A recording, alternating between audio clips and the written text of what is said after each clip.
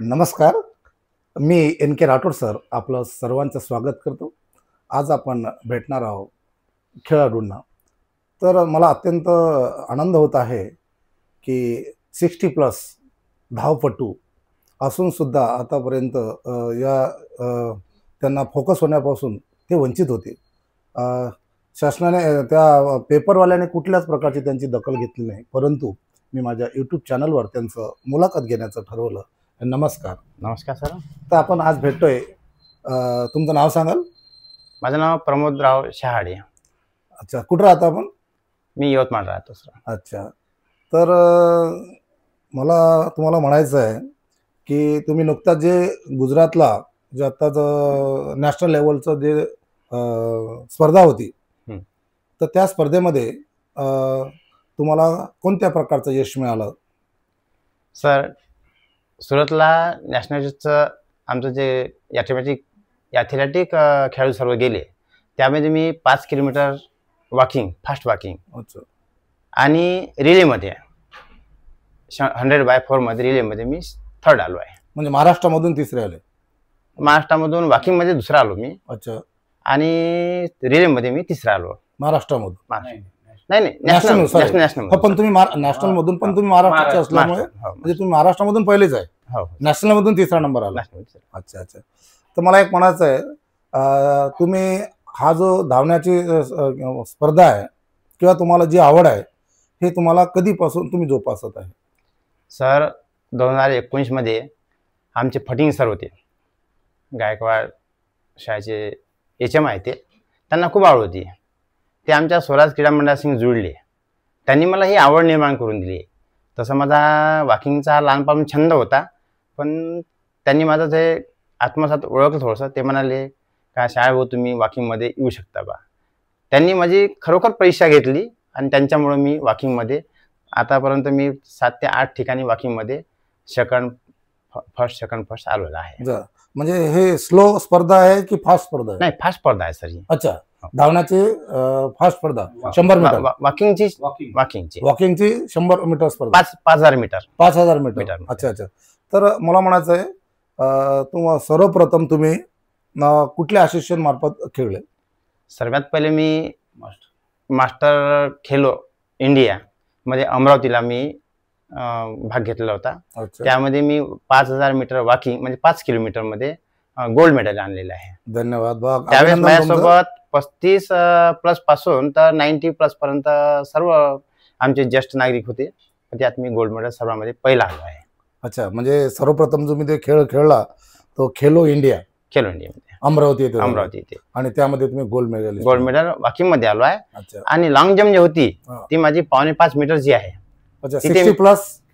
नाही, त्यावेळेस मी 55+ मध्ये होतो. अच्छा. हो, जवळ 4-5 वर्ष झाली त्या गोष्टीला. तर त्यामध्ये मी सेकंड आलो, सिल्वर आलो मी लॉंग जम्प मध्ये.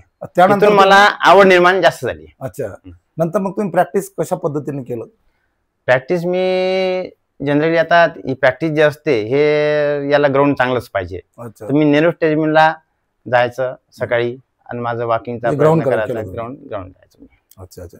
तर मला एक म्हणायचं आहे, तुम्ही आतापर्यंत हा जो प्रवास करत आलाय 2023 पासून तुम्ही चॅम्पियनशिप मध्ये भाग घेत आहे?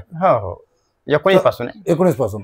तर आतापर्यंत साधारणतः तुम्ही किती स्पर्धामध्ये सहभाग घेतला होता? जवळ आतापर्यंत मी अमरावती, नाशिक, नागपूर, पुणे आणि सुरत या ठिकाणी जवळ 7 ठिकाणी तुम्ही यशस्वी झालो आहे. अच्छा, स्पर्धेमध्ये सहभाग घेतला आणि तुम्ही त्या ठिकाणी यशस्वी झाला. तर यामध्ये तुम्हाला ह्यासाठी कोचची गरज भासली का? हो सर, कोचची गरज मला जरूर भासली. कारण मला फक्त आवड निर्माण होती माझ्यामध्ये, पण मला बेसिकल त्यात नॉलेज काहीच नव्हतं. म्हणजे त्याचे नियम, कसं धावायचं हे बिलकुल माहित नव्हतं. पण हे सर्व मला फटिंग सरचं त्यांना मी श्रेय देतो.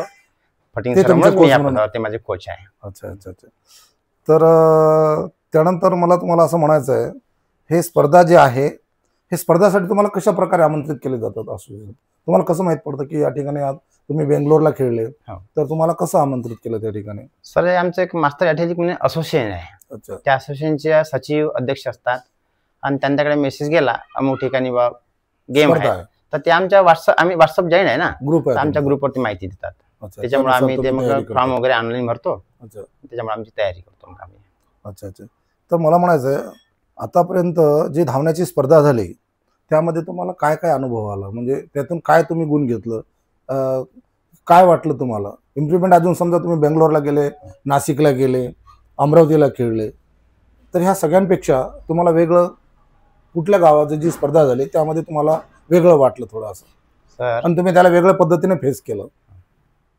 सर हे जे वॉकिंग असो, ह्यामत थ्रो असो, कोणताही जर खेळ असाल तर याच्यामध्ये आम्ही जसं जाऊन राहिलो तसं तसं आमच्यामध्ये इम्प्रुव्हमेंट होऊनच राहिलं. त्याच्यामध्ये खूप आनंद वाटते आम्हाला. याच्यामध्ये आमची शरीर प्रकृती खूप चांगली आहे आणि त्याच्यामुळे असं वाटतं का आणखी माझा मानस आहे का नॅशनल पर्यंत पोहोचलो मी. बंगलोरला सर इंटरनॅशनल होतं का, बंगलोरला इंटरनॅशनल पर्यंत पोहोचलो मी. तिथं मला थोडंसं अपयश आलं, पण तरी पण मला वाटते का आणखी माझा मानस आहे का मी इंटरनॅशनल पर्यंत जायला हवं आहे आणि जाऊ शकतो. नक्कीच जा, तुम्हाला शुभेच्छा आहे.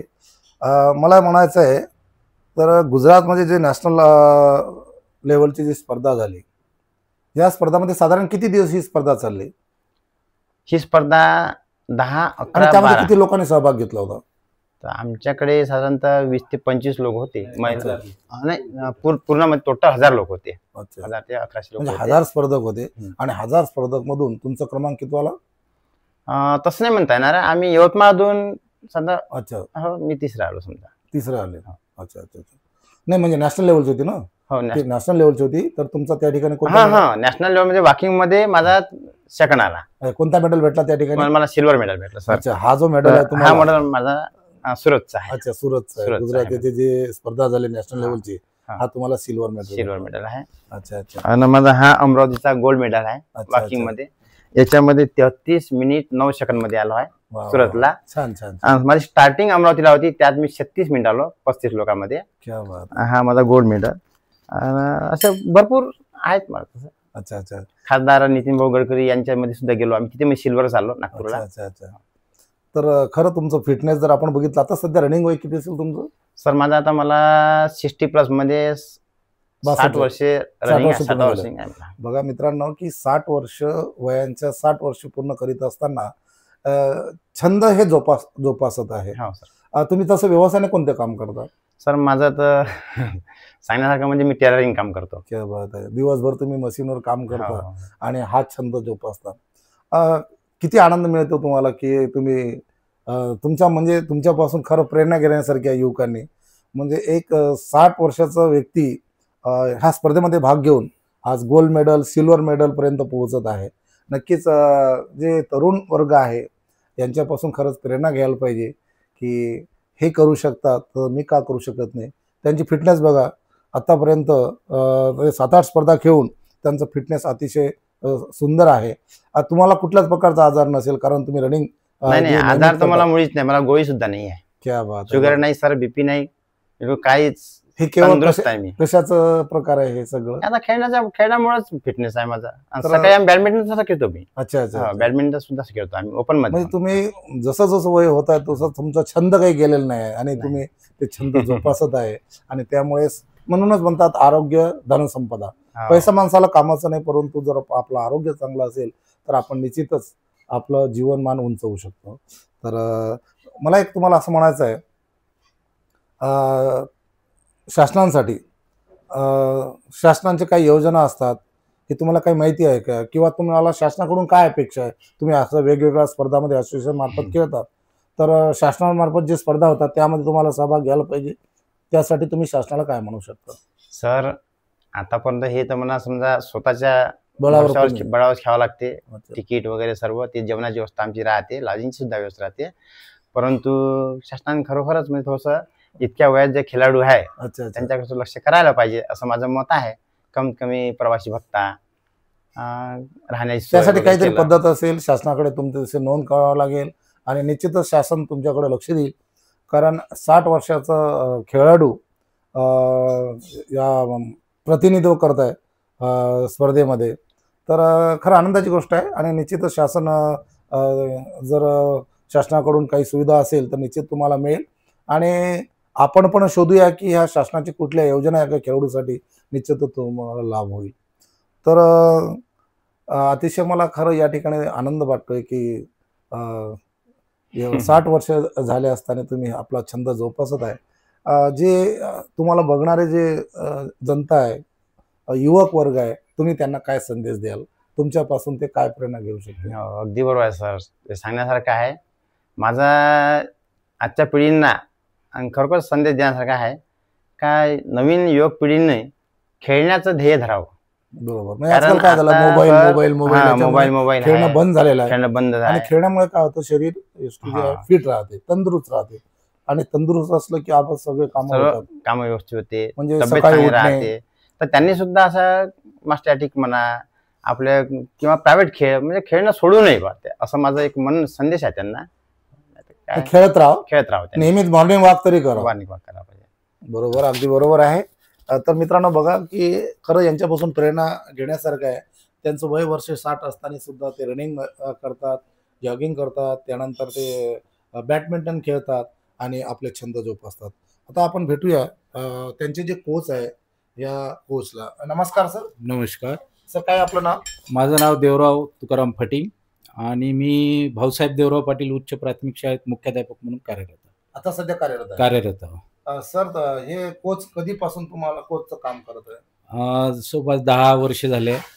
आणि जवळपास बॅडमिंटन माझा मेन खेळ आहे. त्याच्यासाठी माझे जवळपास 35व्या वर्षापासून मी बॅडमिंटन खेळतो आहे. आणि त्याच्यासोबत ॲथलेटिक मध्ये जुळल्या गेलेलो. आणि ॲथलेटिक मध्ये माझा हॅमर, शॉर्टपुट, डिक्स थ्रो हा माझा गेम आहे.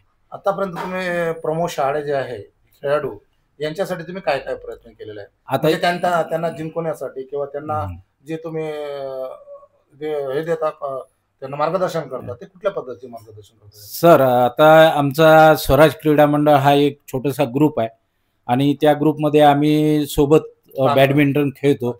आणि महाराष्ट्र मास्टर ॲथलेटिक असोसिएशनद्वारा ज्या दरवर्षी स्पर्धा होतात, तर मग असंच यांना सांगितलं की बाबा ह्याच्या स्पर्धा असतात, तुम्ही भाग घेऊ शकता. त्यामुळे यांना मी कोचिंग तयार केलं वॉकिंगसाठी. अच्छा, तुमच्या प्रेरणेतून हे तयार झालं? हा. आणि त्यांना प्रेरणा म्हणजे सांगितलं की कशा पद्धतीनं चालायचं असतात. वॉकिंग म्हणजे कसं धावायचं नसतं, फक्त पाय न मुडपता चालायचं असतं. तर त्यांच्यासाठी त्यांना मी ट्रेनिंग केलं. किती मीटर पर्यंत तुम्ही यांना तयार केलं? 5 किलोमीटर ते वॉकिंग करतात. 5 किलोमीटरची स्पर्धा असतात जेंट्ससाठी. लेडीजसाठी 3 किलोमीटर असतात आणि जेंट्ससाठी 5 किलोमीटर असतात. तुमचं काय ध्येय आहे सर शाळेसाठी? तुम्हाला कुठपर्यंत त्यांना पोहोचवायचं? त्यांना मला इंटरनॅशनल साठी तयार करायचं आहे. पुढील जे स्पर्धा राहील त्या पद्धतीने चालू आहे सर. नमस्कार सर, तुम्ही प्रमोद शहाडेंना घडवण्याचं काम करता. तुमची शिक्षकी पेशा सांभाळून तुम्ही कोचचं पण काम करता. अतिशय या ठिकाणी मला आनंद वाटलेला आहे. आणि मी सुद्धा तुम्हाला ईश्वराजवळ प्रार्थना करतो की यांना नॅशनल कुठल्या लेवलपर्यंत म्हटलं तुम्ही? इंटरनॅशनल लेवलपर्यंत पोहोचून आपल्या यवतमाळचं नाव मोठं करण्याचं तुमचं मानस आहे. मी सुद्धा तुम्हाला शुभेच्छा देतो. तसेच दिवाळीच्या पर्वावर या तमाम जनतेला दिवाळीच्या शुभेच्छा देतो आणि या ठिकाणी थांबतो. धन्यवाद. तुम्ही मला वेळ दिला यासाठी मी तुम्हाला धन्यवाद देतो. नमस्कार.